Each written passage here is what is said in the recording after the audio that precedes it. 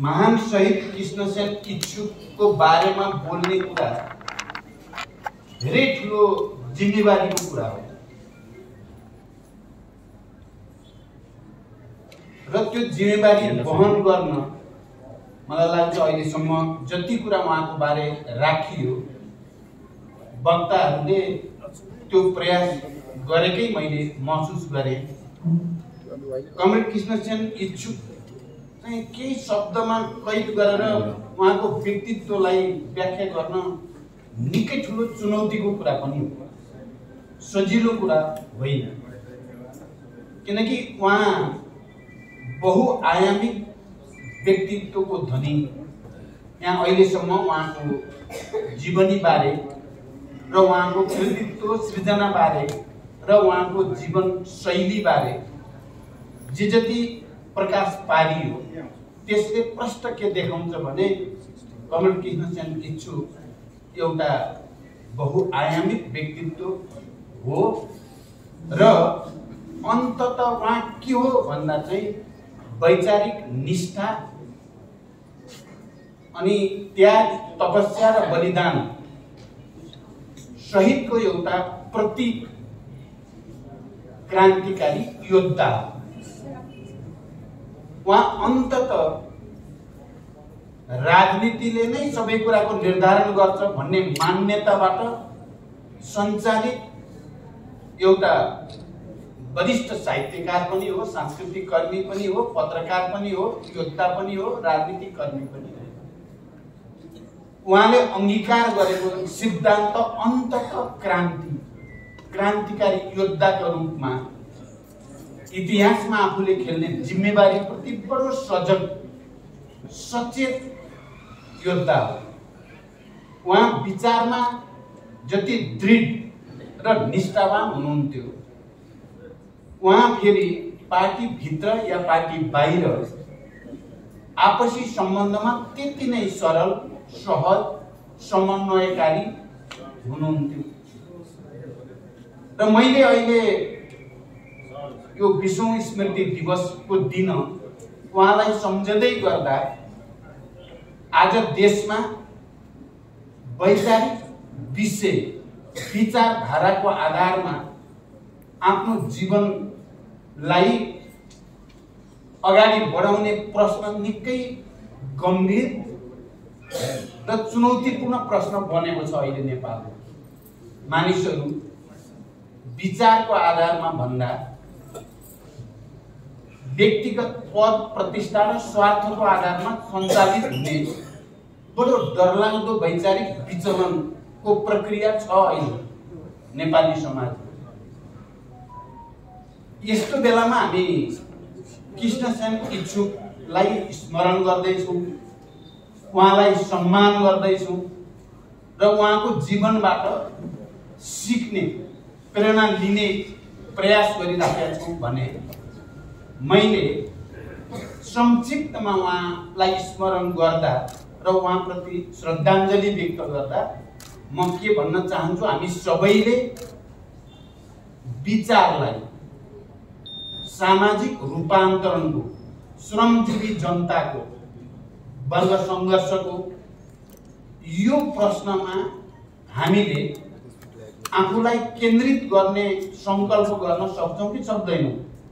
कृष्णसेन इच्छुकलाई स्मरण गर्दै गर्दा उहाँको जीवन बारे, उहाँका कृति बारे, उहाँका कामहरू अरू चाहिँ कार्यशैली बारे चर्चा गर्दै गर्दा हामीले सबभन्दा पहिला ध्यान दिनुपर्ने विषय भनेको हामी वैचारिक निष्ठाको प्रश्नमा, विचारधाराको प्रश्नमा, हामीले फेरि एकचोटि समाज रूपान्तरणको प्रश्नमा विचारको भूमिकालाई स्थापित गर्न संकल्प गर्नु छ। यदि हामीले वैचारिक निष्ठा सहित सामाजिक रूपान्तरण र श्रमजीवी जनताको हितको निम्ति समर्पित गर्ने संकल्प गर्यौं भने महान शहीद कमरेड कृष्णसेन इच्छुक प्रति व्यक्त गरेको श्रद्धाञ्जली या उहाँको जीवनबारे हामीले सिक्ने गरेको प्रतिबद्धता को अर्थ हुन्छ। यदि हामी वैचारिक निष्ठाको प्रश्नमा कृष्णसेन इच्छुकबाट सिक्न तयार हुँदैनौँ या उहाँको जीवनबाट हामीले प्रेरणा लिन तयार हुँदैनौँ भने त्यो श्रद्धाञ्जलि सच्चा श्रद्धाञ्जलि हुँदैन। मैले एउटा विषय यसमा विशेष रूपले सबैको ध्यान आकर्षित गर्न चाहन्छु। दोस्रो, कृष्णसेन इच्छुक भनेको त्यागको प्रतिमूर्ति पनि हो। उहाँको जीवन र उहाँले पार्टीमा, आन्दोलनमा, राजनीतिमा जहिले पनि त्यागको प्रतीकको भूमिका निर्वाह गर्नुभयो। अघि यहाँ व्यक्त पनि भयो, गोविन्दजीदेखि गोविन्द्रसम्मले धेरै कुरा यहाँ राख्नुभयो। उहाँ हरेक कुरा त्याग गर्न अगाडि सर्नुहुन्थ्यो। आफ्नो व्यक्तिगत पदको होस्, प्रतिष्ठाको होस् या लाभको कुरा होस्, उहाँ कहिले पनि त्यसप्रति आसक्ति उहाँको कहीँ कतै देखिँदैन। यहाँ एउटा उदाहरण आयो, पार्टीको एकता महाधिवेशन हुँदै थियो, केन्द्रीय समितिमा नाम मैले नै उहाँलाई प्रस्तावित गरेको थिएँ, तर उहाँले अर्को साथीलाई चाहिँ दिनु अहिलेलाई उचित हुन्छ, म त यसै गरिराखेकै छु नि, म त छँदैछु नि भन्ने अभिव्यक्ति दिएको कुरादेखि अरू तमाम प्रश्नहरू, कतिपय सुविधासँग सम्बन्धित प्रश्नहरू या आर्थिक प्रश्नहरू या जीवनका अन्य त्यस्ता प्रश्नहरूमा उहाँ अगाडि हुनुहुन्थ्यो त्याग गर्नेमा। अरूलाई दिनुपर्छ, मलाई चाहिँदैन, म पछि अरू अगाडि भन्ने मान्यता थियो उहाँको। त्यसकारण आज हामीले कृष्णसेन इच्छुकलाई स्मरण गर्दैछौँ भने के हामी पनि अलिकति त्याग गर्नेतिर सोच्ने, त्यागको संस्कृति अपनाउने एउटा प्रतिबद्धता गर्न तयार छौँ? मलाई लाग्छ उहाँलाई सम्झिनुको अर्थ हामी असाध्य धेरै पदको निम्ति, प्रतिष्ठाको निम्ति, व्यक्तिगत लाभको निम्ति अति आसक्ति जो बढेर गएको छ समाजमा, राजनीतिमा अझ बढी, राजनीतिक दलहरूमा, त्यसलाई बदल्नको निम्ति हामीले एउटा नयाँ संकल्प लिनु नै कृष्णसेन इच्छुक प्रति श्रद्धाञ्जलीको अर्थ हुन्छ। दोस्रो, मैले त्यो कुरा भन्न चाहन्छु, उहाँ फेरि तपस्याको पनि प्रतीक हो। अघि यहाँ सन्दर्भ आएको छ, युद्धको त्यो आँधी धुरीको बेलामा पनि उहाँ आफ्नो साधनामा, आफ्नो जिम्मेवारीमा, आफ्नो साहित्यको या संस्कृतिको या पत्रकारिताको या पार्टीको कुनै पनि जिम्मेवारी पुरा गर्न उहाँ निरन्तर तपस्यारत हुनुहुन्थ्यो, साधनारत, तपस्यारत। त्यसकारण यस्तो व्यक्तित्व चाहिँ इतिहासमा सजिलै जन्मने व्यक्तित्व होइन। नितान्त प्रतिकूलताको बीचमा पनि तपस्या गरिरहन सक्ने, साधना गरिरहन सक्ने, सृजना गरिरहन सक्ने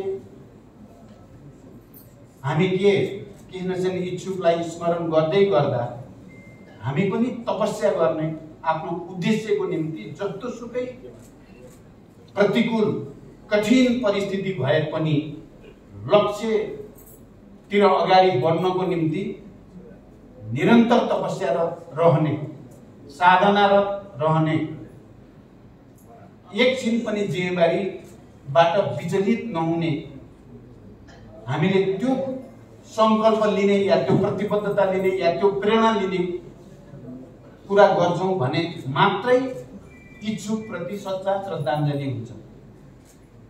यहाँ प्रसंग आयो, चाहे पत्रकारिताको कुरामा होस्, चाहे सांस्कृतिक रूपान्तरणको कुरामा होस्, या साहित्य सृजनाको कुरामा होस्, या राजनीतिको कुरामा होस्। मैले अहिले व्याख्या गर्यो भने घण्टौं व्याख्या गर्न सकिन्छ सेनजीको बारेमा। पार्टीभित्र निकै अप्ठ्यारो स्थितिहरू आउँदा, अन्तरसङ्घर्ष निकै जटिल र अस्वस्थ हुँदा कसरी कृष्णसेन इच्छुकले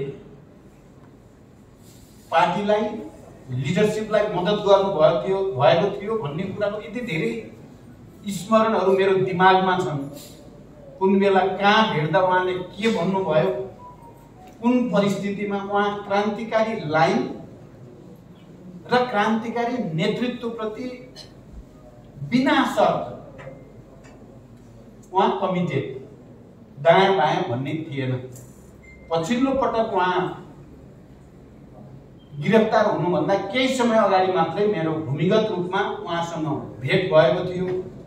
समग्र देशको राजनीतिक परिस्थिति बारे, देशको समग्र सांस्कृतिक आन्दोलनको बारेमा, पत्रकारिताको क्षेत्रदेखि पार्टीभित्र चलिरहेका बहसहरूको बारेमा गम्भीर रूपले झन्डै 3 घण्टा पछिल्लो मेरो भेट उहाँसँग भएको थियो र उहाँले जो सुझावहरू दिनुहुन्थ्यो, उहाँ हुन त पार्टीको लिडरसिपको हैसियतले त उहाँ माथिल्लो ओहदामा हुनुहुन्थेन, तर कृष्णसेनको अगाडि बस्दा म त्यति बेला अध्यक्ष नै थिएँ, तर उहाँको अगाडि बस्दा चाहिँ अलि ठुलै व्यक्तित्वको अगाडि बडो अदबको साथ बस्नु पर्थ्यो। उहाँको व्यक्तित्वले खिच्थ्यो। जोसुकै त्यो पोलिट ब्युरो होस् या स्थायी समिति होस्, महामन्त्री होस्, जुनसुकै पदमा भए पनि कृष्णसेन इच्छुकले कुरा गर्न थालेपछि र उहाँको विषयहरूलाई चाहिँ हामीले ठुलै नेताको कुरा सुनिँदैछ भने जस्तो गरी बडो ध्यानपूर्वक सुन्न पर्थ्यो। सुन्ने जाँगर पनि आउँथ्यो, रुचि आउँथ्यो। र त्यति बेला उहाँले पार्टीमा चलिरहेको बहसका सन्दर्भमा, जनयुद्धको परिस्थितिका सन्दर्भमा, संगठन भित्रका तमाम जटिलताको बारेमा बडो सरल सहज ढङ्गले मलाई सुझावहरू दिनुभयो, टिप्पणीहरू गर्नुभयो र त्यसले मलाई तुरुन्तै केन्द्रीय समितिको बैठक थियो, त्यो केन्द्रीय समितिको बैठकलाई निकै सहज बनाइदियो। यस्ता धेरै स्मरणहरू छन्। उहाँ जेल पर्ने, छुटेपछि चाहिँ हामी लिडरसिपका सबै टिमहरू नै सँगै बसेर कृष्णसेन इच्छुकलाई स्वागत गर्ने, सम्मान गर्ने, यस्ता तमाम कार्यक्रमहरूका स्मृतिहरू पनि अहिले पनि ताजा नै छन्। त्यसकारण उहाँ तपस्याको, साधनाको, निरन्तरताको त्यहाँ कुनै कन्फ्युजन उहाँकोमा थिएन। त्यसकारण उहाँलाई हामीले सम्मान गर्ने, श्रद्धा गर्ने भनेको यो गुणबाट सिक्ने भनेको पनि हो। अर्को बलिदानको, किनभने आफ्नो उद्देश्यको निम्ति विचार, त्यसको निष्ठाको अगाडि जस्तोसुकै यातना, दमन, अप्ठ्यारोलाई बलिदानको स्पिरिट अनुसार सामना गर्ने एउटा उच्च कोटिको शहीदको स्थान कृष्णसेन इच्छुकले ग्रहण गर्नुभयो। हामीले के त्यस्तो बलिदानको चाहिँ भावनाको साथ विचार, राजनीति, सामाजिक रूपान्तरण, क्रान्तिको निम्ति समर्पित भएर त्यो स्पिरिट प्रदर्शन गर्न सक्छौं। हामीले आज कृष्णसेन इच्छुकलाई स्मरण गर्दै गर्दा बलिदानको त्यो उच्च भावना, यहाँ पटक पटक एउटा कुरा आयो, मैले त्यसलाई गम्भीर रूपले नोट गर्न चाहन्छु। उहाँ हत्या संस्कृतिको विरुद्ध हुनुहुन्थ्यो, यो प्रतिक्रान्तिकारी हिंसाका विरुद्ध हुनुहुन्थ्यो। बडो सरल, बडो सहज, जनताको बीचमा, साथीहरूको बीचमा बडो पारदर्शी ढङ्गले काम गर्नुहुन्थ्यो। तर जब सवाल क्रान्तिको आउँछ, जब सवाल निष्ठाको आउँछ, जब सवाल पार्टी र लाइनको आउँछ, जस्तोसुकै बलिदान गर्न पनि तयार हुने प्रतिमूर्ति त यहाँ व्याख्या पनि भयो कि उहाँले खाली प्रचण्ड कहाँ छ भन्ने कुरा अलिकति क्लू मात्रै दिएको भए पनि बच्न सक्ने स्थिति हुन पनि सक्थ्यो। तर उहाँ मृत्युवरण गर्न तयार हुनुभयो। तर पार्टीको गोपनीयता, आफ्नो वैचारिक निष्ठा, आफ्नो राजनीतिक लाइनबाट अलिकति पनि विचलित हुनु भएन। यस अर्थमा उहाँ बलिदानको पनि प्रतीक हो। त्यसकारण अहिले जति बेला हामी नेपाली समाज, हुन त महान जनयुद्ध, ऐतिहासिक जनआन्दोलन, थुप्रै प्रक्रियाबाट हामी आज संघीय लोकतान्त्रिक गणतन्त्रमा छौँ। हामीले संविधानमा अबको राज्य समाजवाद उन्मुख राज्य हुने कुरा पनि लेखेका छौँ। यो सानो कुरा चाहिँ होइन। यो कमरेड कृष्णसेन इच्छुक जस्ताको निष्ठा, त्याग, तपस्या र बलिदानको कीर्तिमान कायम नभएको भए हामी अहिले समाजवाद उन्मुख राज्य बनाउने संवैधानिक व्यवस्था, संघीय लोकतान्त्रिक गणतन्त्र, समावेशी समानुपातिक, हिजो राज्यद्वारा सबभन्दा बढी विभेदमा पारिएका, अपमानमा राखिएका वर्ग, जाति, क्षेत्र, लिङ्ग, समुदाय सबै नै अहिले कुनै न कुनै रूपमा आफ्ना आवाजहरू मुखरित गर्ने ठाउँमा आइपुगेको स्थिति छ। राज्यको कुनै न कुनै अङ्गमा प्रतिनिधित्व गर्ने ठाउँमा आइपुगेको त छ, तर कृष्णसेन जस्ता महान शहीदहरूले जे सपना देखेको त्यो अझै पुरा भएको छैन। हामी अझै अगाडि जानु छ। समाजवाद स्थापनाको निम्ति सामाजिक रूपान्तरणको एउटा नयाँ अभियानको आवश्यकता छ र यो 21औं शताब्दीको विश्वमा जहाँ वित्तीय एकाधिकार पुँजीवादको हैकम विश्वव्यापी रूपमा छ,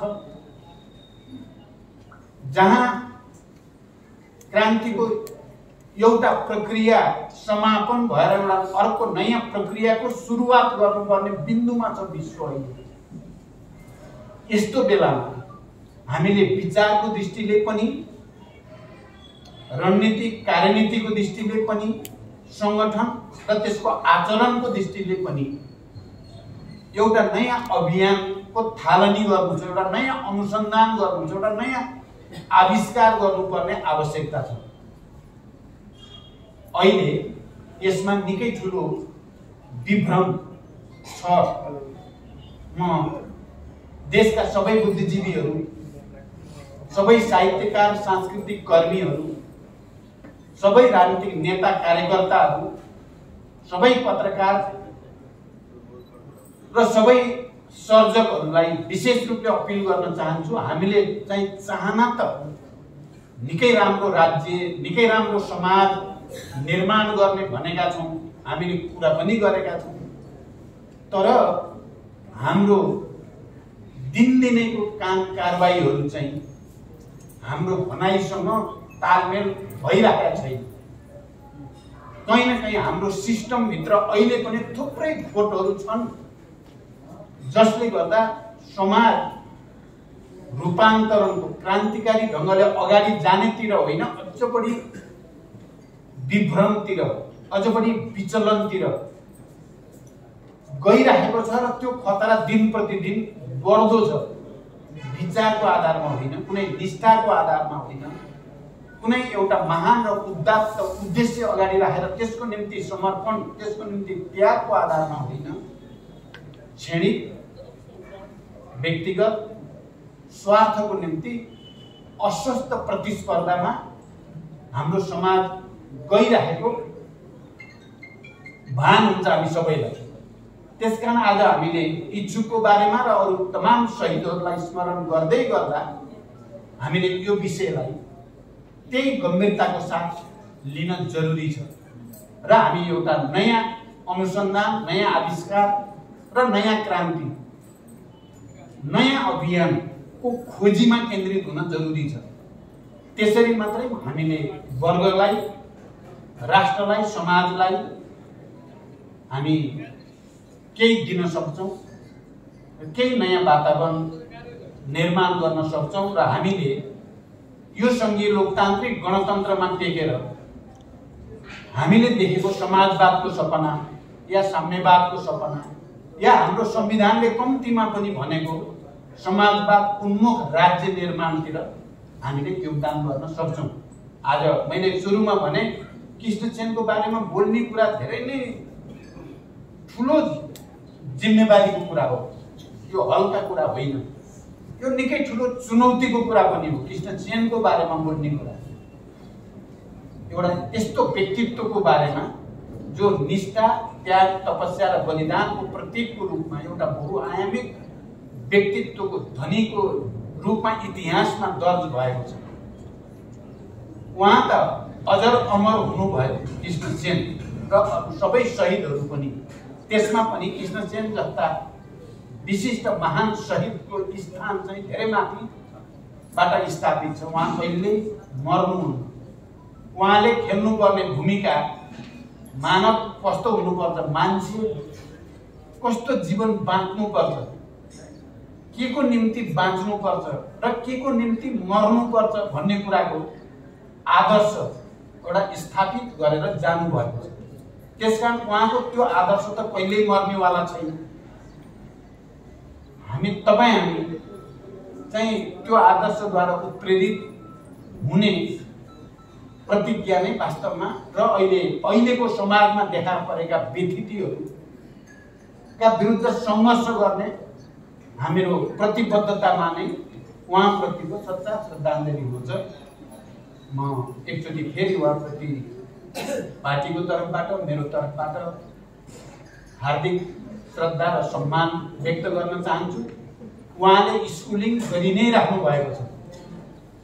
हामी बेला बेलामा विचलित भए पनि हाम्रा महान शहीदहरूले हामीलाई खबरदारी गरि नै राख्नु भएको छ। हामीले वर्षेनी उहाँलाई सम्झिने मात्रै कुरा होइन, हामी हरेक दिन यस्ता महान शहीदहरूलाई स्मरण गर्दा हामीले कहीँ न कहीँ एउटा उत्प्रेरणा, एउटा खबरदारी र जीवनलाई उद्देश्यमूलक ढङ्गले बिताउने, मृत्युलाई पनि उद्देश्यमूलक ढङ्गले सामना गर्ने आदर्श उहाँहरूले सिकाइ नै राख्नु भएको छ। म अन्तमा समयको धेरै नै दबाव भइ नै सकेको छ। म आज सम्मानित र पुरस्कृत हुने व्यक्तित्वहरूलाई हार्दिक बधाई भन्न चाहन्छु। र आज कृष्णसेनजीको बारेमा जति कुराहरू यहाँ चर्चा भए, हुन त उहाँसँग सँगै बसेर दशकौं बिताएकाहरूले घन्टौं बोल्न सक्नुहुन्थ्यो, धेरै कुरा सुन्न आवश्यक पनि हुन्थ्यो होला। तर छोटोमा पनि जति कुराहरू आयो धेरै अर्थपूर्ण, जिम्मेवारीपूर्ण ढङ्गले नै कृष्णसेनको बारेमा हामीले चर्चा गऱ्यौँ। म आयोजकलाई धन्यवाद दिन चाहन्छु र उहाँको बारेमा निकै जिम्मेवारीपूर्वक विषय राख्ने सबै वक्ता मित्रहरूलाई पनि हार्दिक धन्यवाद भन्दै बिदा हुन्छु। धन्यवाद।